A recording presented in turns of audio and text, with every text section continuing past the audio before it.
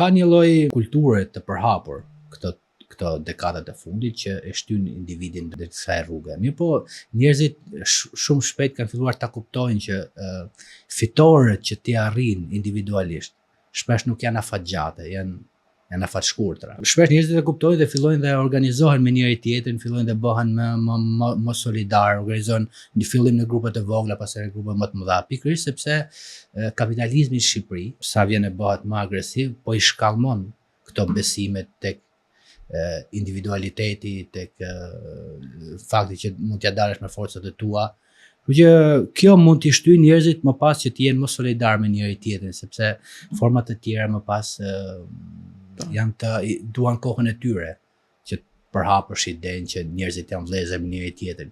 Shkallmimi i autoritetit fesë bën edhe këtë që sapo tham, shkallmimin e solidaritetit. Se feja ka qenë i mjet, por edhe tradita, edhe kultura, kanë qenë mjetet mira për të krijuar një lloj lidhje solidare mes njerëzve.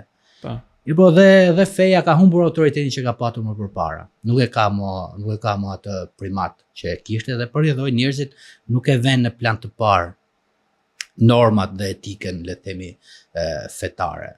Nuk vënë në plan të parë më as normat dhe traditat që na përcjell, le të themi, historia, e përrjedhoi, le të themi, individualiteti mbetet, le të themi, vlera më përhapur në shoqëri që shkallmon pastaj të tjerë. Mirë po thash, nuk e ka shumë të gjatë sepse realiteti po i shtyn njerëzit që të gjejnë forma të tjera për t'ia dalë në shoqëri.